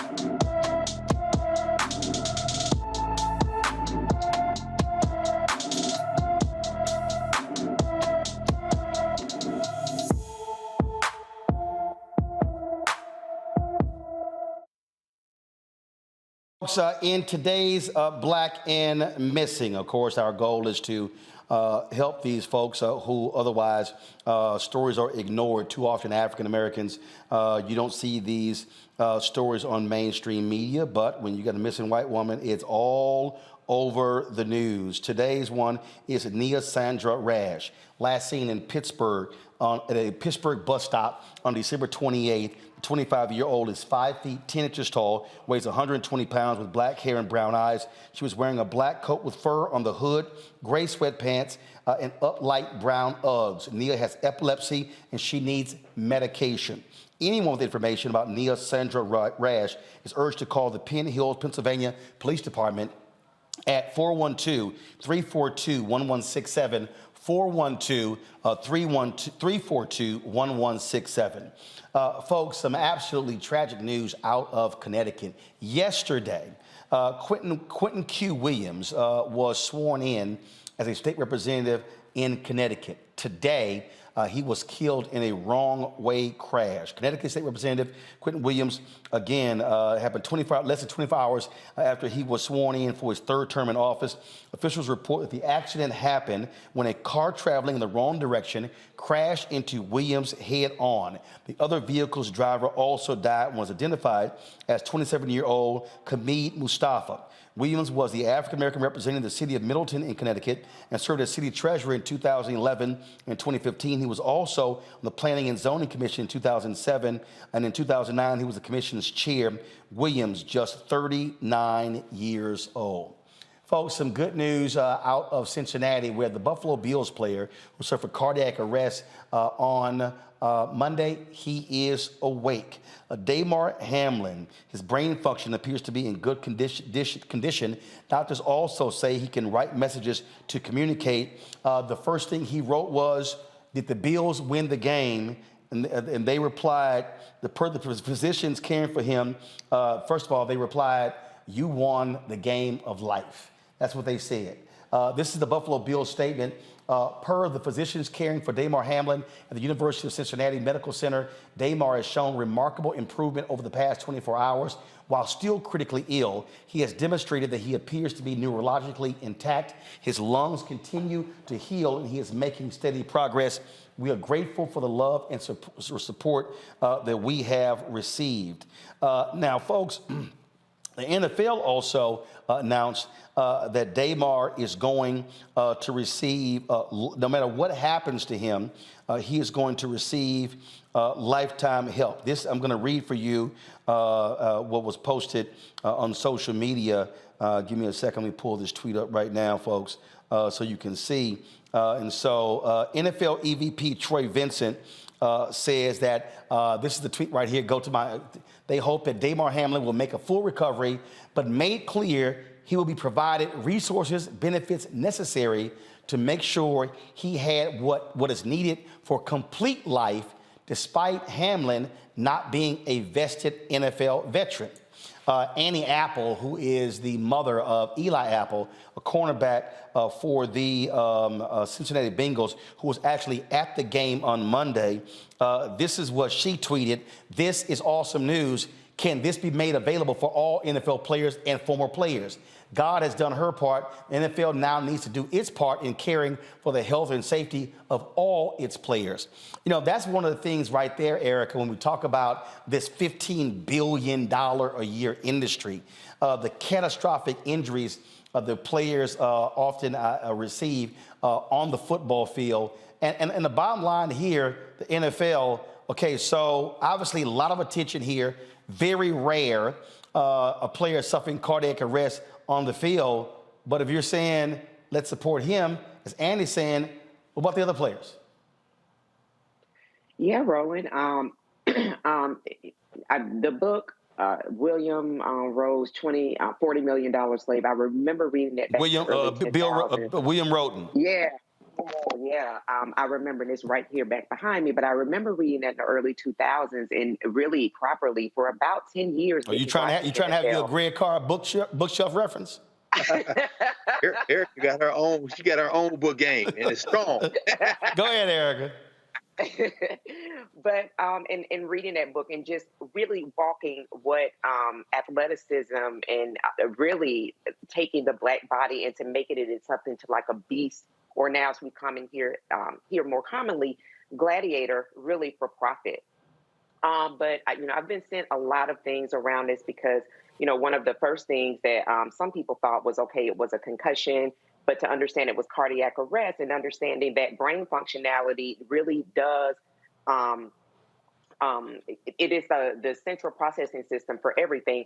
I'm bringing all that forward to talk about, when we talk about being vested in the NFL, being vested in the NFL takes at least over 3 years for them to be vested. But understanding that these folks that play this game have really been playing this game. I know my son started when he was 4. They've been playing for an exceptionally long time. So a lot of what we hear about, but now commonly what we're now reading about because of the CTE piece, what their bodies and their brains endure over time after receiving multiple hits and injuries. All of this to say, when you're looking at the disability policy, not only in the NFL, but in this country, and I've written and talked about this, having some type of disability, not being able to fully function in this world is laborious as hell. And so when you're hearing about players that, there was a CTE settlement, but 60% of the players have not began to receive their payments, that's a problem. So what happened with DeMar, for those of us that were watching the game live when that did happen, it really was traumatizing. It's a lot of shock that went into that. But that is a moment that we honestly all know that can happen because of the level of sport that that football is. All of that to say, this was an excellent opportunity, and we're thanking God that DeMar has the progress and improvement that he's made, and that people will continue to root and care for him in a way that he can have as much success in his progress as possible. But also leaning back and thinking about what it means to actually be in this space where a person is disabled and not 100%, and the labor that's involved to not only get care, to have the advocacy, but then to also help them to have whatever 100% wellness looks like for them. So definitely all of the kind of like diamond perspectives that are being brought up, but especially taken to task the billions of dollars that the NFL and those 30 plus owners made.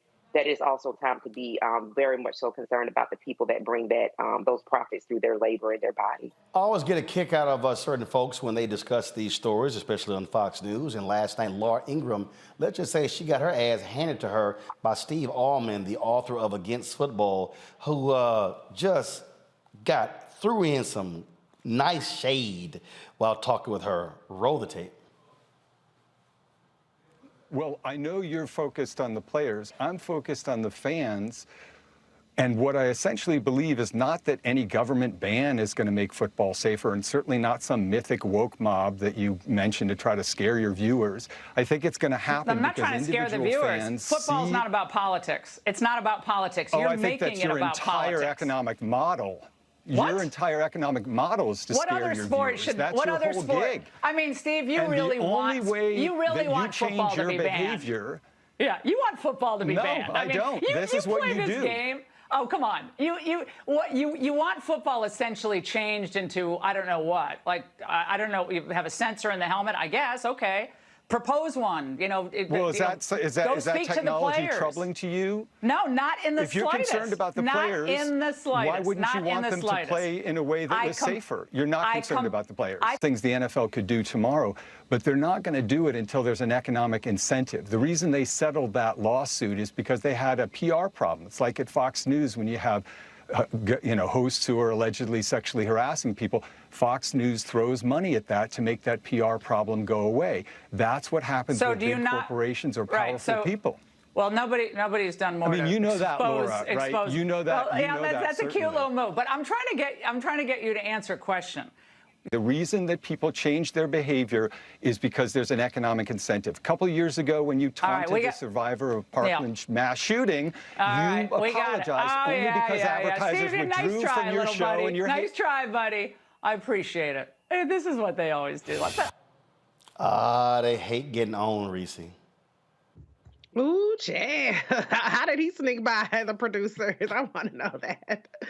Yes, Laura, I like that he called her out, but the bottom line is I think he's right in terms of it's all about economics, whether it's Fox News, OAN, the Republican miscreants currently causing chaos on the House floor. It's all in the NFL, it's all about the money. And you know, what's really troubling though is the level of horror and the level of violence that we have to see in order for us to collectively say enough is enough. And I think with Damar, it was so horrific that you can't help but galvanize behind them. But the reality is that it shouldn't take that level of violence. And I'm not saying violence in terms of the hit. I'm saying in terms of what's happening to his body is violent. Yep. It should not take that level for people to say the NFL needs to do right by all of its players. Vesting should not even be a thing when it comes to the health and safety of their players. Yeah, but they love that money. That's what it boils down to. Hold on one second. I got to go to a break. We come back. More on Roland Martin Unfiltered. We'll chat with J.J. Smith, the Green Smoothie Queen. We're focusing on a new you in 2023, and so we'll talk to her about her belly challenge. Really?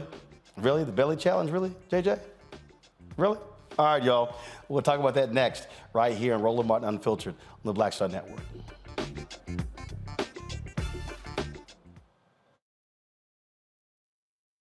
Hatred on the streets, a horrific scene, a white nationalist rally that descended into deadly violence. White people are losing their damn minds. As an angry pro-Trump mob storms the U.S. Capitol, we've seen shooting. We're about to see the rise of what I call white minority resistance. We have seen white folks in this country who simply cannot tolerate black folks voting. I think what we're seeing is the inevitable result of violent denial. This is part of American history. Every time that people of color have made progress, whether real or symbolic, there has been what Carol Anderson at Emory University calls white rage as a backlash. This is the rise of the Proud Boys and the Boogaloo Boys. America, there's going to be more of this. Here's all the Proud Boys, guys. This country is getting increasingly racist in its behaviors and its attitudes because of the fear of white people. The fear that they're taking our jobs, they're taking our resources, they're taking our women. This is white fear.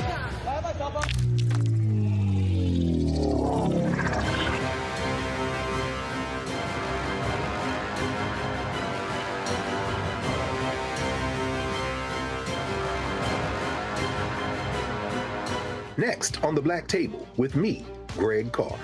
The Supreme Court is back in session. God help us all. It is no exaggeration to say that this current session could completely reshape this country and redirect our future for generations to come.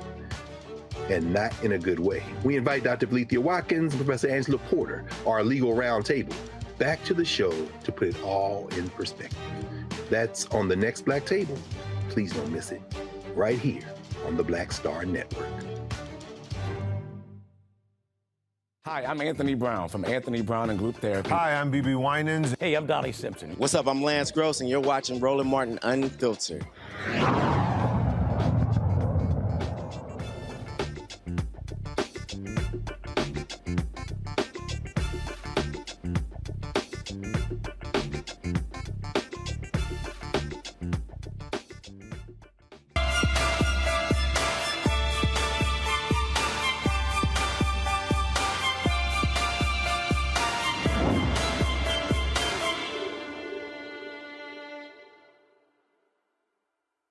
Welcome back to Roland Martin Unfiltered. Just what's happening on Capitol Hill. Yeah, that boy done lost again. That's right, 12th time. As you see, Kevin McCarthy got 200 votes. Hakeem Jeffries got 212. Hearn 7. Donald Trump got 1. Others got 12. And then President is 1. So at the end of the day, what you see, there are 21 Republicans who are opposed to Kevin McCarthy, and the loser loses again. I bet somewhere Carrie Lake saying, damn, he need to just quit. I bet even she's saying that somewhere. All right. Yeah, I know I'm being petty as hell. And so, as you see, Democrats are just smiling and laughing because the American public, you see right there, Congresswoman Sheila Jackson Lee, that's Congresswoman Joyce Beatty, Congresswoman Cori Bush. So, you know, they're just like, look, these folk ain't got no sense at all. That's Congresswoman Robin Kelly in the blue with her back to us. So Congressman Joe Nagase right there as well. So it is, I mean, you're seeing what is happening, y'all, about these dysfunctional Republicans. Steve Scalise does not look happy at all. But we'll see what's next. Is Kevin going to drop out? Is he going to get the message? And so what are they doing, folks? Are they adjourning? Or are they going to, so we don't know if they're adjourning yet, or if they're going to keep them again for, nope, when staff starts packing up, that's it. So they are adjourning for the night, and so he's probably gonna go back and figure out what else, what more ass he can kiss to try to give up concessions in order to become Speaker of the House. And he's gonna kiss more chapped ass, and what's gonna happen is he's gonna lose again. So at the point when you negotiate with terrorists, those same terrorists are going to sit here and hold out as long as they can. Yes, it is beyond laughable watching these idiots. All right, y'all. So when I was in Jamaica, going through, I call it shredding, shedding, and cleansing process, and I was walking along the beach, I said, you know what, I want us to focus on this new you in 2033. But I didn't want to do it the usual way where typically they'll have like all the fitness people. So I said, I want to have fitness folks, I want to have dietitians, I want to have different individuals. And so this week we had, of course, Jim Jones on the show. We had, of course, we had him talking about kicking this thing off on Tuesday. Terry Starks was here, doctor was here last night. Talking about in terms of how we do our diet. And so tonight, had to hit my homegirl, JJ Smith. I have not, so I think the last time I talked to JJ when I was at my TV One show, and of course she used to be here in DC, then she moved out to LA, and so she's been hanging out in the City of Angels. She, of course, is the author of the 10-Day Green Smoothie Cleanse, was a major bestseller. Come on, no, she holding a different book, y'all, come to me. Come to me. That's a different book. She's holding the kettle. Now, give me camera 7. Give me camera 7. So this is the 10-Day Green Smoothie Cleanse book. And then, of course, she had Green Smoothies for Life, this book right here. And then she had the Keto Cleanse. And so, I want to go here because, JJ, when we first had you on, again, I ain't no vegetable person. So let's just be real clear. I cannot stand. Look, my daddy's watching. I could not stand damn vegetables growing up. I can't. What about which one am I on, y'all? I'm on 1 to 7. Come on, which one? Collard greens. Thank you very much. Okay, no, it's okay. So I couldn't stand. I couldn't stand it. I mean, we would have vegetable week, and I said, if this man give another damn vegetable, it's gonna drive me crazy. And it really was. And when you first came on, I was like, Lord, if she come with this green juice, I'm gonna cut somebody out. But it really was a way for me to still do vegetables, but in a different way. Right. So, Roland, I have a question for you. Yep. You mean to tell me you didn't grow up with collard greens, fatback? Don't like them. That is.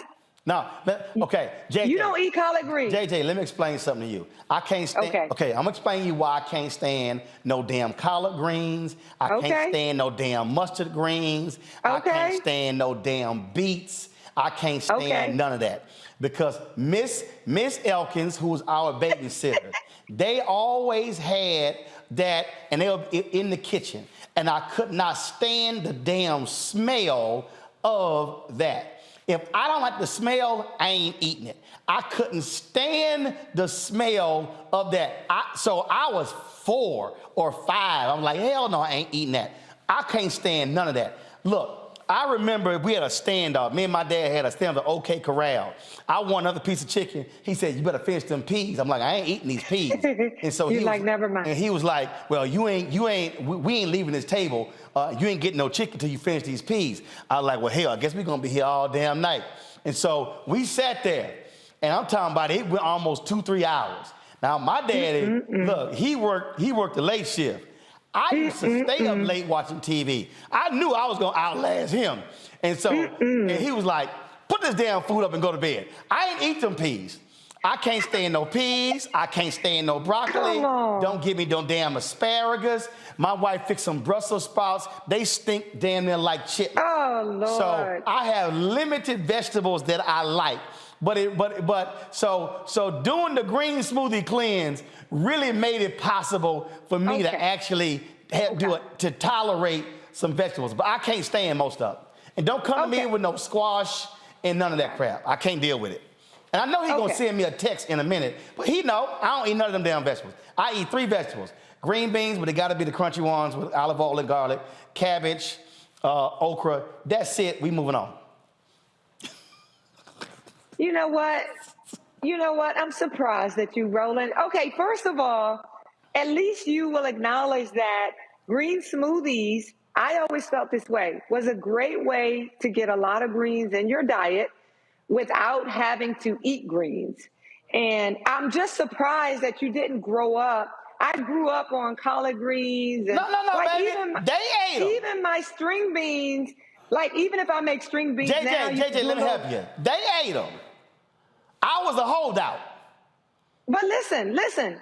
If you never had green beans with a little garlic, with a little onion, with a little butter, with a little broth, and some turkey sausage, I did then that. you're missing out. It is no smell involved. I did all that. I can't stand them soul food green beans. I can't, okay? Well, I like my green beans made one damn way. That's it. If they ain't made that way, I ain't eating them. I'm real clear on what I like and what I don't like. I ain't confused. I ain't confused. And so, we got something for you then. This is not dependent on you eating a lot of greens. We trying to get a slimmer waistline in 2023. So we're not gonna worry about you eating greens. We're gonna make sure that everybody has the best opportunity to get a slimmer waistline, because what people have to understand is how much belly fat you have is an indicator of early death. And in our community, Roland, we lead in high cholesterol and diabetes and high blood pressure. And if we just change the way we eat, we can change those numbers. So we're going to be eating good, and we're going to really decrease the risk of heart disease and other diseases that are associated with us not being in good health. So how are you doing that with this? Because what you about to start? What is it on Monday? This 30-day belly challenge? Yes, Monday. So on Monday, January 16th, we're doing JJ's 30-day flat belly challenge. And one of the things is, if I said, okay, I'm most committed to helping people that look like me take back control of their health and their weight. And I think because belly fat is an indicator of early death, if we really have a weight loss program that targets belly fat, then you're in a position to not only get healthy, to not only slim your waistline, but also increase your lifespan and really have longevity. And that was my goal. And the beautiful thing about this, it's not a smoothie program. We eat good, right? We eat hold on. Now, when you say food. we eat good, I need you to define good, because your good and Reese's good and Erica and Greg's good could be a whole lot different. Everybody's a little different. Everybody's good ain't good. First of all, let me say this.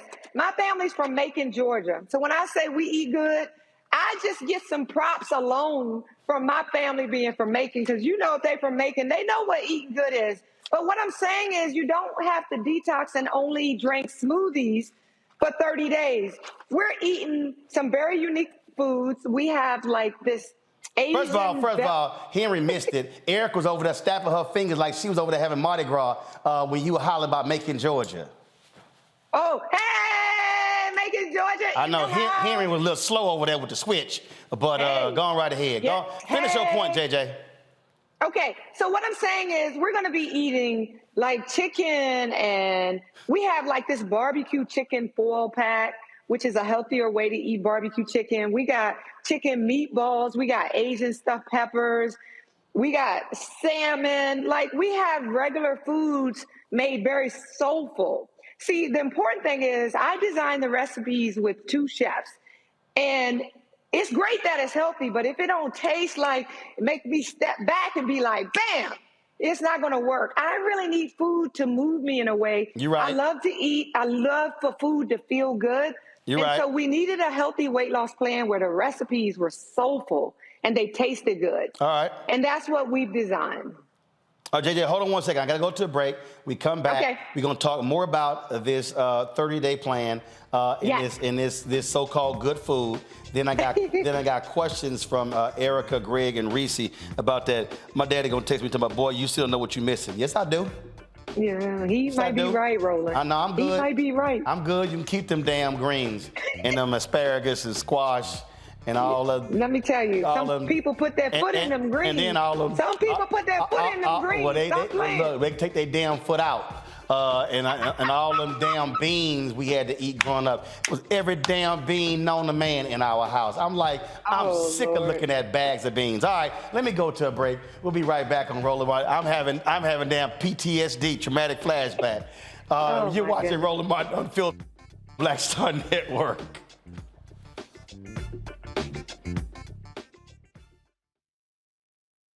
I'm Deborah Owens, America's Wealth Coach, and my new show, Get Wealthy, focuses on the things that your financial advisor and bank isn't telling you, but you absolutely need to know.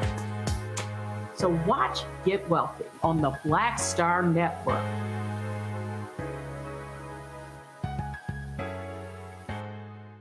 On the next A Balanced Life with me, Dr. Jackie, it's time to tie up those loose ends, setting yourself up for balance, success, and even prosperity in the new year. Financial expert Pamela Sams joins our panel. She will give us a checklist of things that we need to do before the calendar turns. We develop our money mindset by the age of 6. And so we have our sometimes 6-year-old self still operating in the background of our money scripts. That's next on A Balanced Life on Black Star Network. Next on the Black Table with me, Greg Carr. The Supreme Court is back in session. God help us all. It is no exaggeration to say that this current session could completely reshape this country and redirect our future for generations to come. And not in a good way. We invite Dr. Valethia Watkins and Professor Angela Porter, our legal roundtable, back to the show to put it all in perspective. That's on the next Black Table. Please don't miss it. Right here on the Black Star Network.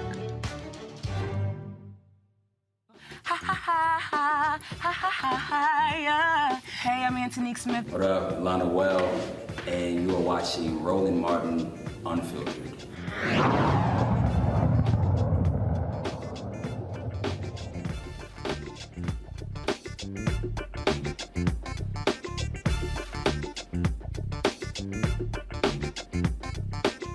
Welcome back. JJ Smith, author of the 10-Day Green Smoothie Cleanse, Green Smoothies for Life.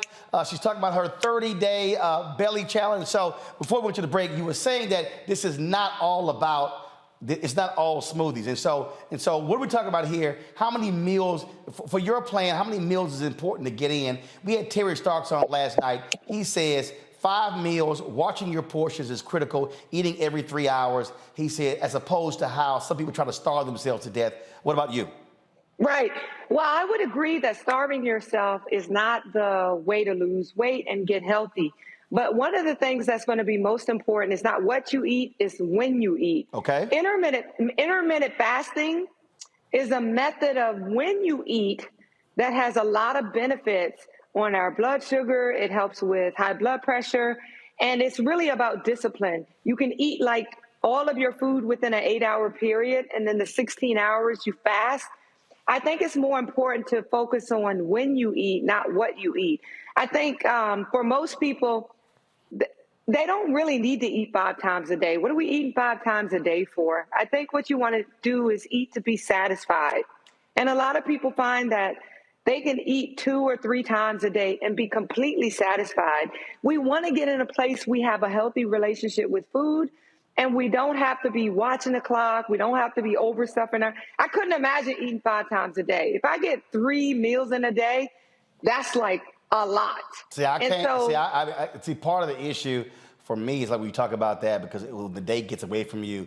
It was like yesterday we were talking. Gets busy. And Carol was like, "Oh, I hadn't eaten all day." I'm like, "Girl, what the hell wrong with you?" I mean, the reality is you do have to eat, and you got to provide fuel. You got to eat to your body. Let's go with our questions. We're gonna go to your Georgia homegirl first. Erica, go on ahead. Hey, girl. You know, they say about Macon. Hey, girl, how you doing? Hey, girl. With the best. You know, you say Macon is right above the Nat line, so we're below Nat line here in Albany. I know my people. It's all good. My question for you, JJ, is because I've had the with that big ass green plant in your shot. He didn't say nothing about you, baby. I just saw big green. Go ahead. I'm sorry. Go ahead. Yeah. You mean it, baby. But so was really curious around, you talk about the belly fat, and I'm glad that you're drawing attention to it, not just to have a flat belly, but like the health implications of carrying around that additional fat, or what they may call trunk, if you go and get measured to work with a personal trainer. So could you talk a little bit more around, because, you know, we hear the fun things about dad bods and just being yourself. Oh my God. Love and embrace all of that. But can you really talk about the serious health implications of that visceral fat, what it's indicating? Yes. Okay. And some things that people can be walking into to help live your life. I don't know. You probably can't see this, right? We see it. Okay. Mm-hmm.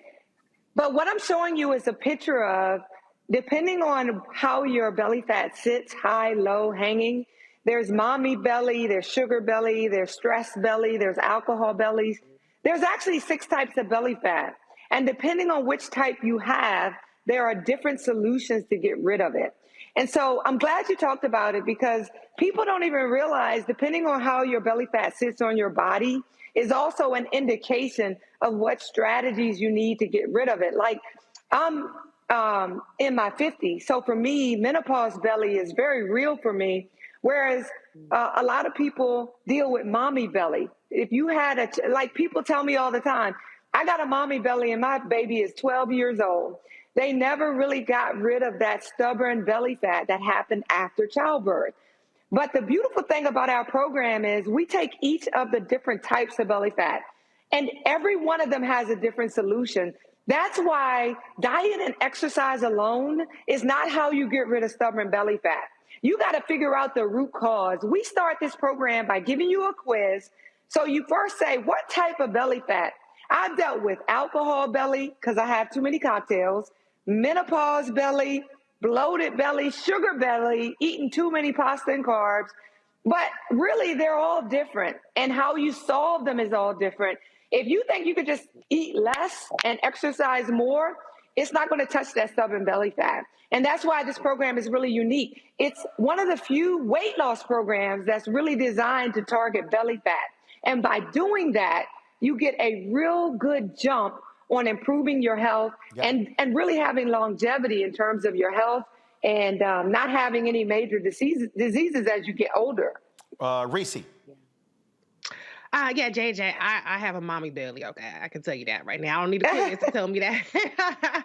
But can I ask you, you know, for people that maybe don't have the discipline for an entire program, is there one particular bad habit that anybody who currently does it right now should just cut it out? Like, if you had to choose just one thing to say, I'm no longer going to do this for a healthier lifestyle, what would you pick that one thing to be? I love this question so much, because I always tell people baby steps, right? Sometimes a comprehensive program may be too much. There's one thing that moves the needle on weight loss that people don't understand. If you sleep less than 7 hours per night, then you have decreased your ability to burn belly fat. When you don't get a lot of sleep, if you have stress, mess, drama in your life, you raise your cortisol levels, and the hormone cortisol stores fat in the belly. It is scientifically proven. Lack of sleep, a whole lot of stress will cause you to store more belly fat. The one thing I tell people who say, oh, I can't eat right, but can you get more sleep?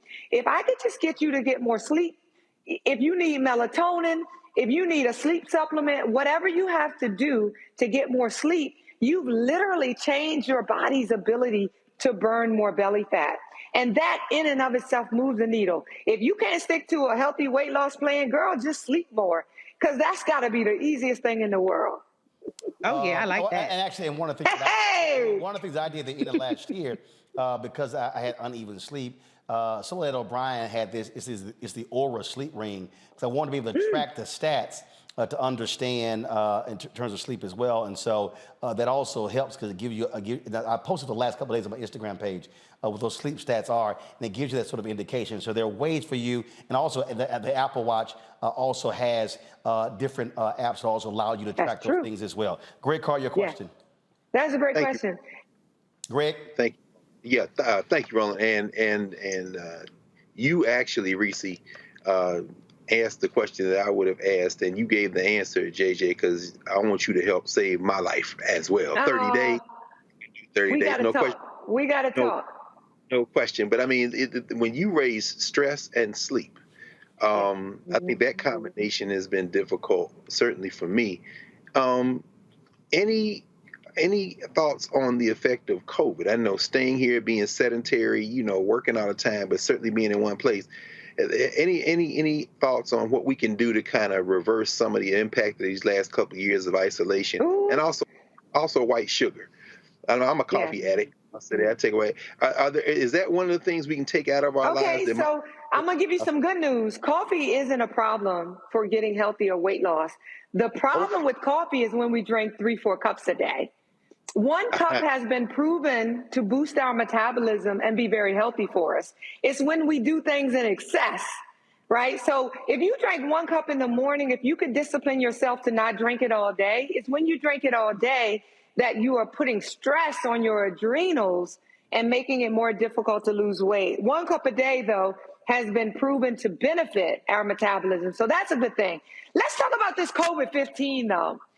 The studies show that the average person has gained about 15 pounds because of COVID. I know I did, and I lost 17 pounds just in the last 2 months. But really, for me, it was more like, okay, we about to come out of COVID. Let me get myself together, because I don't. Look, it was literally like, we're about to go outside, okay? They lifting all the COVID over. I'm about to be outside. I got to get myself right. I don't want to be in a position where I feel tired. Let me tell you, it's not even a vanity thing. My energy level, my mental, when I get brain fog and I don't feel sharp and I don't feel energetic and I have low motivation, that bothers me more than my weight. Because for me to be most productive, I got to be sharp. I'm an author. I've written 7 books. And if I struggle to write 1 paragraph, that's my first indication that my health is falling off. I can look in the mirror and be bigger, but what is my mentally? What am I feeling like? So a lot of people are dealing with the COVID-15, and we have to address that. But guess what? A lot of people dealing with the COVID-15, I know for myself, emotionally, we have struggled for the last few years with COVID. The isolation, the exclusion, the depression, the loneliness. I have never felt more lonely in my entire life. It don't matter how many followers you have. I got about 30 seconds left to sign up for the Belly Challenge. Where do we go? Oh, go to jjsmithonline.com. And you'll see a big banner that tells you can sign up here. Okay. Sign up. It's going to be fun. It's January 16th. You got a whole week to get this up. MLK Day. So January 16th. Absolutely. That's when it begins, the 30-day challenge. And so, JJ Smith, we certainly appreciate it. Folks, you can go to her website to get more information. Always a pleasure to have you on. I'll see you next month when I'm in LA for the Image Awards. Yes, I'll see you then. All right, thanks a bunch. Reese, Erica, Greg, thank you so very much for joining us as well. Folks, thanks for watching. We'll see you tomorrow. Maybe we have a house speaker tomorrow. Psych. I'll see y'all tomorrow. Holla!